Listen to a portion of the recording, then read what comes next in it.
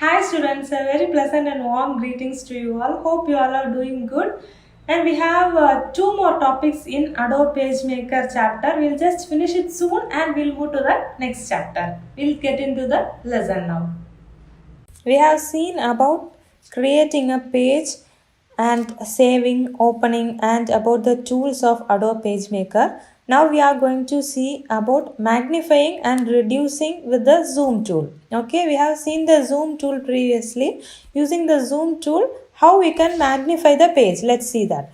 First, we have to select the zoom tool, and then we have to draw a marquee or draw a box around the space which you have to magnify. Okay, and then to zoom in we have to press the control key and space bar. Other than using the zoom tool, we can zoom by using control key and space bar to zoom in, and to zoom out you have to click control key alt key along with the space bar to zoom out. Okay, are you clear? And the next one is formatting a document. Here we can give some font size, font style, and the positions and everything we can change using this formatting tool. Okay, for that we have to select the text first. Which text we have to format, that text must be selected, and then go to type and character. Okay, in the menu we'll have type character, or the shortcut for it is press Ctrl and T at the same time, and a character specification dialog box will be displayed. Here we have font. By clicking the arrow near that, we can select which font we need, and then we have size, leading, horizontal scale, color, tint, type style, italics, underline, reverse, strike through, and so many other options. Using this, we can format the text. Okay, after formatting, after giving the specific style, size, and we have to click OK in it. Okay, next one is character formatting using the control panel. By using the control panel, we can also change this characters. For that, you have to go to window and select the show control palette. Okay, and then control palette appears on the window. Shortcut for this is we have to click the control plus the apostrophe symbol will be there in the keyboard, right? That symbol, that button and control in the keyboard is the shortcut key for getting the character formatting color control panel. Okay, in this palette we'll have the font style. Here they have given Times New Roman, and then the font size, here it is given as 12, right? That is font size. And then tracking details, here they are giving no tracking, and then here baseline, shift, horizontal scale, leading, small caps, underline, italics, bold. These are the character control palette. Okay, these are the tools in the character control palette.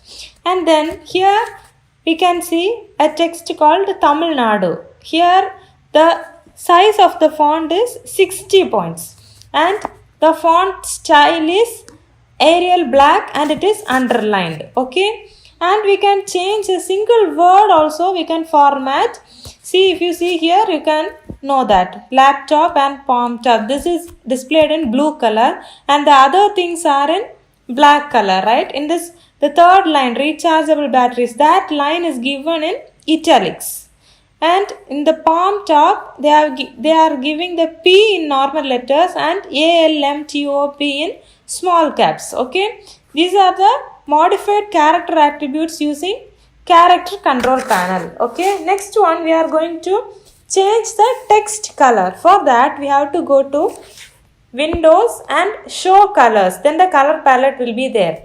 In some page makers, when you open it itself, we can see the color palette in the right side of the window. If it is not visible, you can just go to window and select show colors. Then the color palette will be displayed. Okay, from there we can select the colors. For that also we have to select the text first and then select the colors. Okay, next one is master page. Okay, master page means any text or object that you place on the master page will disappear on the entire document pages to which the master is applied. That means if you have any watermark or if you have any images to be there in all the pages, in some notebooks and all, if you see the page number or not the page number, maybe the date or maybe their company logo will be there in all the pages. Have you seen in classmate notebooks and all, if you see that classmate logo will be there in all the pages. In that case, we don't have to give the logo in all the pages. You can just give that object or the text in this master page so that it will be displayed in all the other pages which is there in that document. Okay. In the lower left corner of the document in this window, if you see, it will be denoted as L and R, right? That L denotes left and the R denotes right. Okay, that is the mark of the master page icon for facing the pages. Okay, if the page is single sided, it will have only the R icon. Here it is L and R. So both the sides of the pages will be typed. Okay.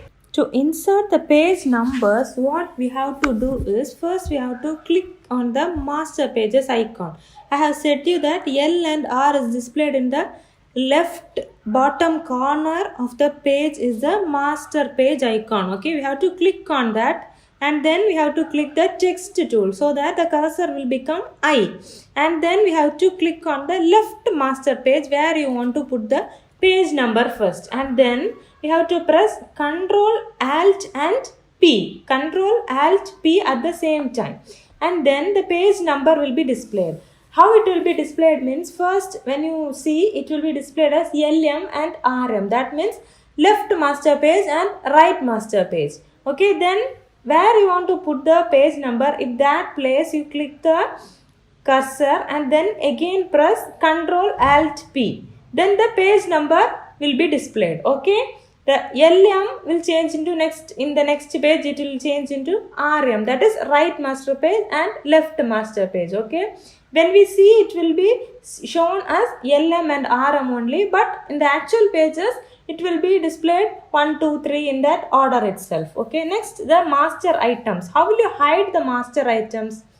When you go to view, you can see a ticked box as display master items. If you take that tick, it will be hidden. Okay, now we want to hide it, right? So if you take that tick from the display master items, it will be hidden.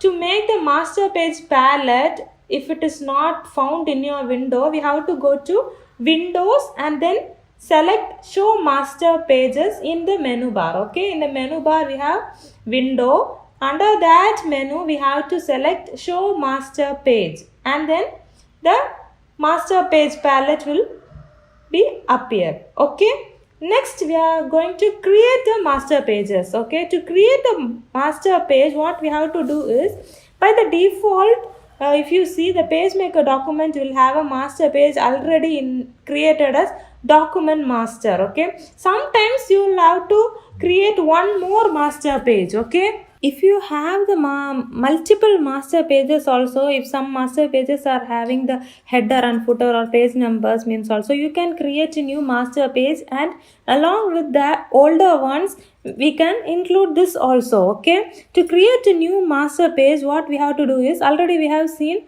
how to get the master page palette, right? And then the master page palette will be shown. In this we have to click on new master page icon. New master page one icon will be there in this end, an arrow. From there we can select new master page, and from here the new master page dialog box appears. Okay, in this dialog box we have to give the name first. We have to give the name, and we can select the margins, that is columns and rows will be given there. There columns, and then inside margin, outside margin, top, bottom columns, and space between each lines, everything is as here. Whatever we need we can change those, and then click on OK, and a new master page will be appeared below the master page palette. Okay, next we are going to see about printing a document. Okay, to print we have to go to file and then select print, or the shortcut for printing a document is Control P. Okay, either you have to select print from file or else press Ctrl and P at the same time in the keyboard, and then the print document dialog box will be applied. In this dialog box you have to select the printer first. If you have only one printer, that printer name will be displayed there, or else if you want to print in a different printer, you have to select the printer there by clicking the arrow near the printer's name. Okay, and then the copies means how much copies you need, you have to give the number, and then if all is ticked, then all the pages will be printed. Okay, if you want 1 page or 2 page means you have to click on the range and then you have to give the page numbers. Okay, after setting up everything in the dialog box, at last you have to give print. Okay, when you are giving print, the document will go to the printer and we'll get that in a printing sheet. Okay, that's all about this Adobe PageMaker software. We have seen opening a new document, saving, and we have seen the tools. We have seen how to import a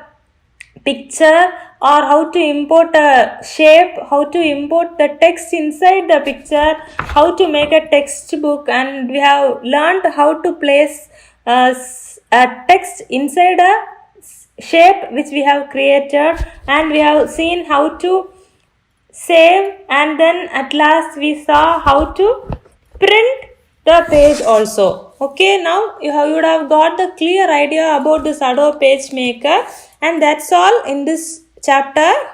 We are going to start our third chapter, that is Introduction to Database Management System. Okay, from the word database, what you know? Database is somewhere you store your information or data. Okay, management system in the sense, here in this chapter the management system refers to a set of programs to manage your data. Okay, database management system. Database is the data or information you use, and the management system refers to the set of programs that manage the database. Okay, let's see the definition they have given in your book. A database management system is a system software for creating and managing database. Okay, this provides the users and programmers with a systematic way to create, retrieve and update the data. Understood? Database management is a system software for creating and managing the data. Next, let's see what type of data is stored in a database. Okay, we would be grouping only the related data together and storing them under one group in the name called table. Okay, here what we are going to do is, we'll be creating a database first, then we'll be creating a table. For if you are one class, you are computer application students, means the computer application students is a class, right? So like the class, we are going to create a table. Inside the table, we are going to enter your names and your details one by one, right? So first we need to create a table and then we can enter the data inside the table. Okay. Now we are going to see the evolution of DBMS. Okay, the evolution of database management system. The concept of storing the data started before 40 years. Okay, before 40 years, in the early days, they have used punched cards technology to store the data. Okay, then after that, then the files were stored, which is called as predecessors of database system. Okay, various methods in the file system were used in the olden days. The file system had more limitations also. That means they had some disadvantages also. The disadvantages are data duplication, high maintenance cost, security problems and so on. Data duplication in the sense, same data is used by multiple resources for processing. That means if you have one name, in this name itself many of them will be studying, right? Likewise, if you have one specific data, that data will be used by various processors. Okay, so that will become many copies will be there, and the spaces also will be occupied by the duplicate copies, right? So data duplication is a disadvantage of this file saving system, right? Next one is, due to this access control and verifying the data consistency, it needs a huge amount of cost. So maintenance cost is high. Okay, and security also is very less when compared to other systems. Okay, next let's see the concept of DBMS, concept of database management system. Okay, there are few standards that are applicable in all forms of database management systems. Okay, like relational database management system, object database management system, and so on.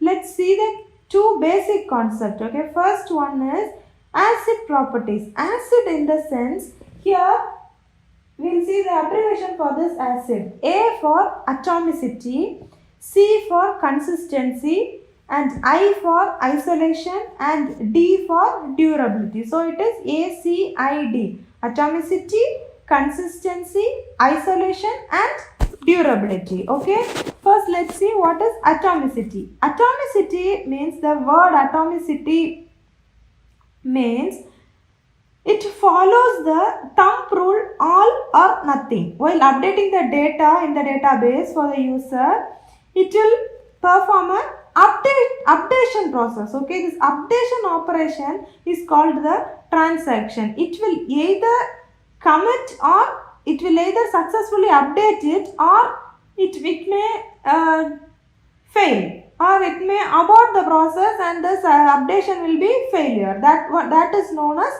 what? Atomicity. Okay, next one is consistency. Consistency means it changes in data value to be constant at any time. Okay, in any time the data value will be changing, right? That data value will be constant.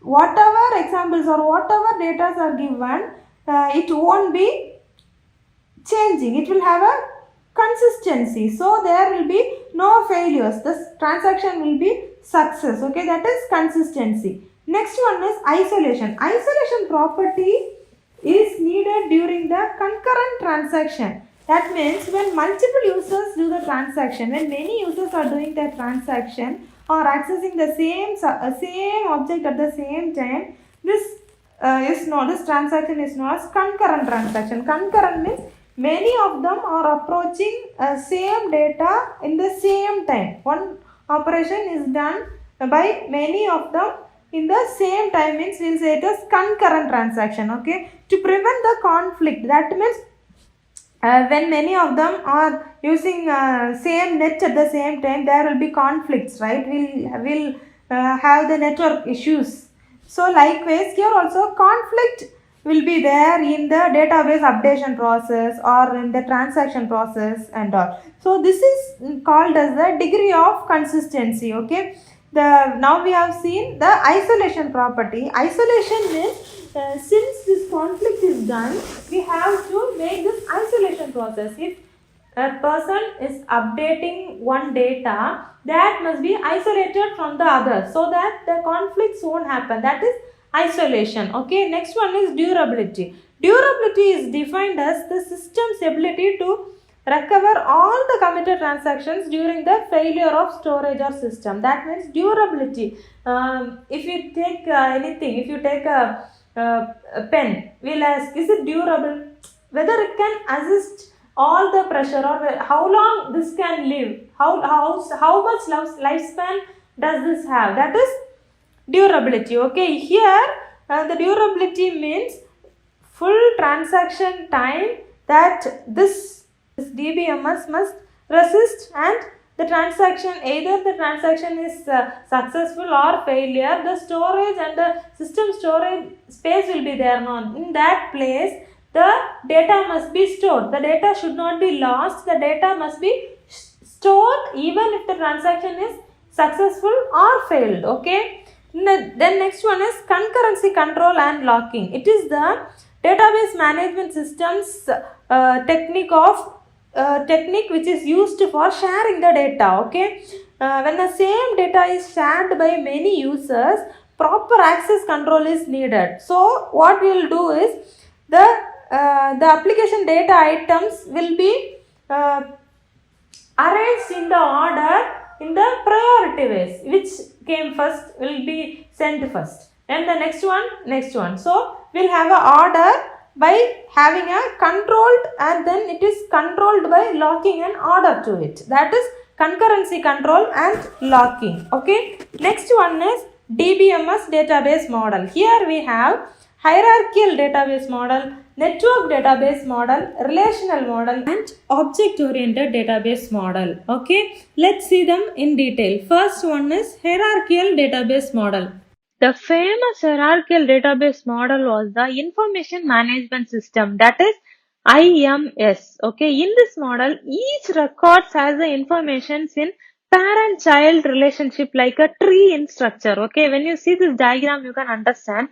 Here we have company, and then it is like a parent, right? Company has the children, users, machines, devices, and applications. And again, user has marketing and personnel. And in the same way, machines also has three branches. So, and the device also has next one are the objects, and the top one, the parent thing, that things are known as containers, and they have the objects, right? In this model, we have many advantages like less redundant data, efficient search, data integrity, and security. In this model, we have some disadvantages also. It is very complex to implement. It is difficult in handling since it has many relationships, right? Many to many relationships are there, so it is hard to handle. And the next one is network model. Network model is first developed. Network model is IDS. It is integrated data store at Honeywell. Okay, this network data model is developed in IDS. It is integrated data store at Honeywell.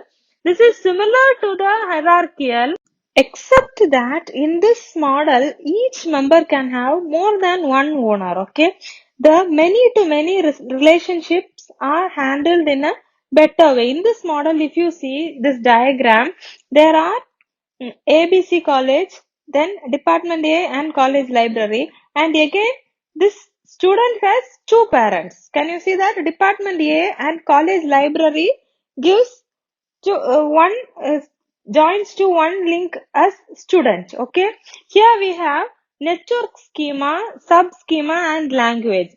Schema defines all about the structure of the database. Okay, and the sub network schema means the schema defines about the structure of the database. Networking means the structure, right? Then the next one is sub schema, that controls on views of the database of the user will have a view on the database, right? We will have a view on everything, how this must work, how we have to do the process. That one is sub schema. And the next one is language. Language is the basic procedural for accessing the database. Okay, we will have a basic procedure to access a database, that is known as language. In the other softwares also, if you see the C++, Java, PHP, Python, everything we'll say it as a language. It has a set of instructions or the programs to run to do a task, right? So the basic procedure for accessing the database is called the language. Okay, the advantage of this model is ability to handle more relationship types easily. Okay, it is easy access. And the next one is data integrity, and the next is independence. Okay, and we have some disadvantages for this model also. The disadvantages are the design is little difficult and the maintenance is also difficult. Okay, so these are the disadvantage of network model. Next, we are going to see a relational model. Okay, relational model. Some of the relational models are Oracle, DB2 are in use. Okay, this is defined by two terminologies, that is instance and schema. Okay, just see this relational database model and you will get a knowledge about instance and schema. Instance means a table which consists of rows and columns. Here if you see, we have 3 columns and in each column has first row is member row, next one ID, next that is row, right? So specifies the structure including the name and type of each column, that is schema, and the table which consists of the rows and columns is instance. Okay, the table is called as a relation also. A relation consists of unique column and rows. We'll say the columns as attributes and rows as tuples. Okay, table can be said as a relation and columns are said as attributes and rows we'll say it as tuples. Okay, and the next one we are going to see object oriented database model. Okay, this model is a combination of object oriented programming and also the database technologies. Here object oriented database model, right? It is a combination of object oriented programming concept and also the database technologies. Okay, from the name itself we can write the definition of this.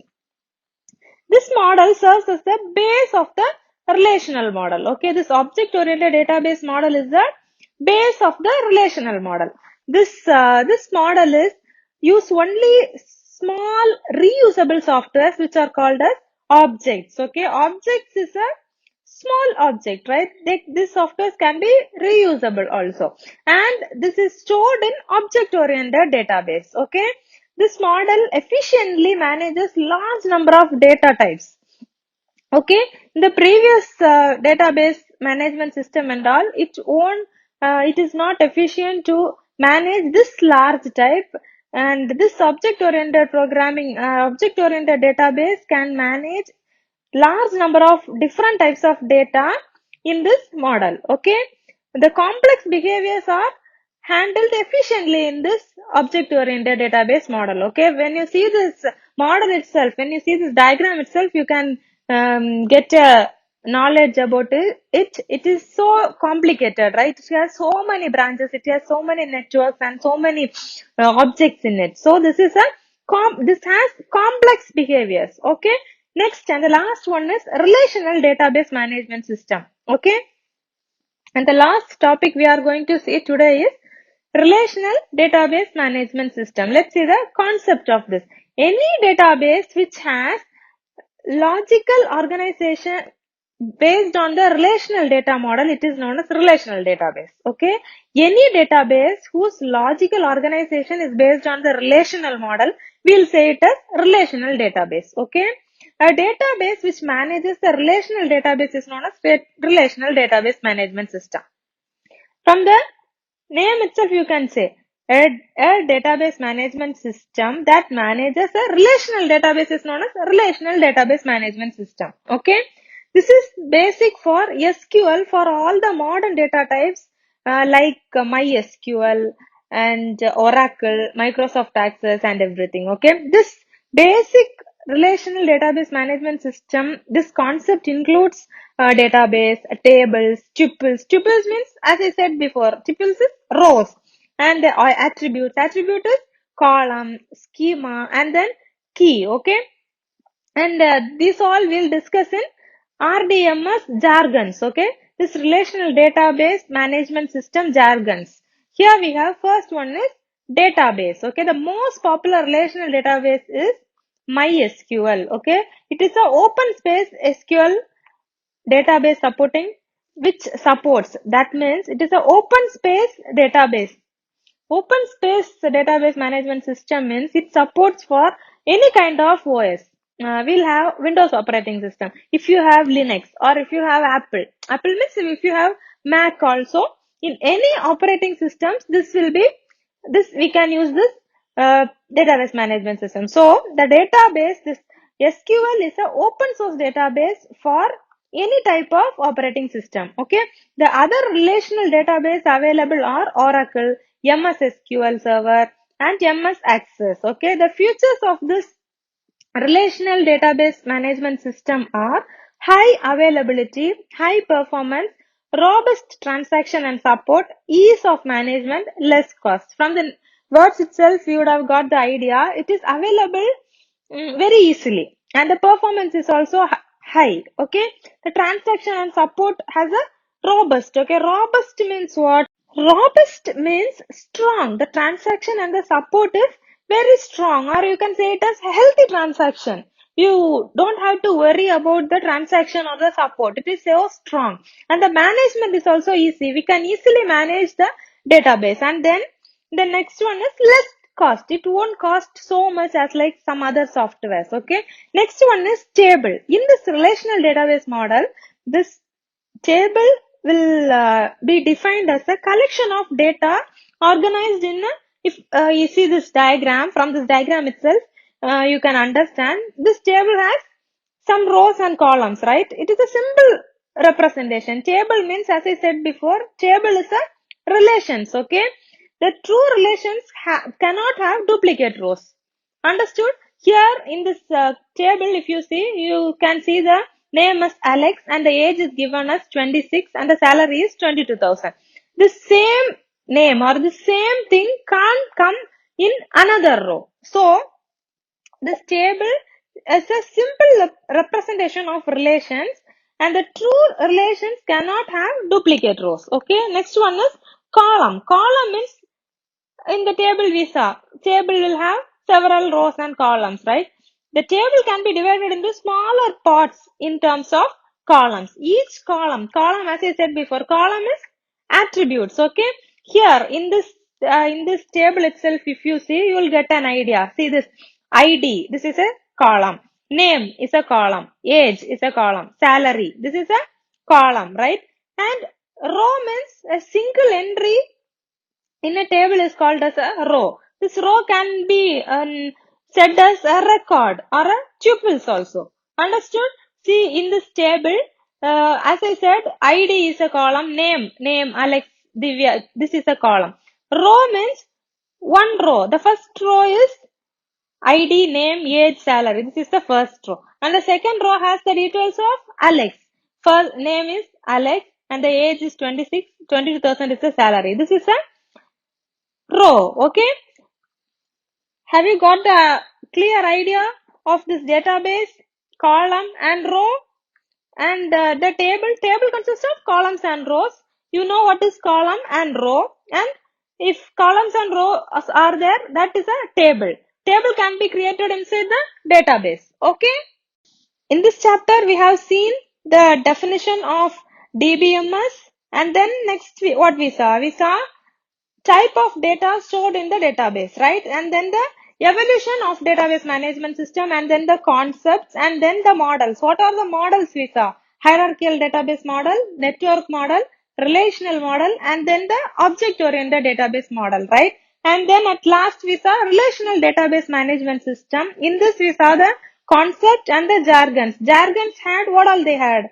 Jargons had database, table, column and row. And about the key we'll see in the next class. Okay. Make sure you read the portions on that day itself and take a note and write all the headings in that chapter and write notes in your note. Make sure that you read on that day itself before attending the next session, okay? So that it will be useful when you are going for the public exam, okay?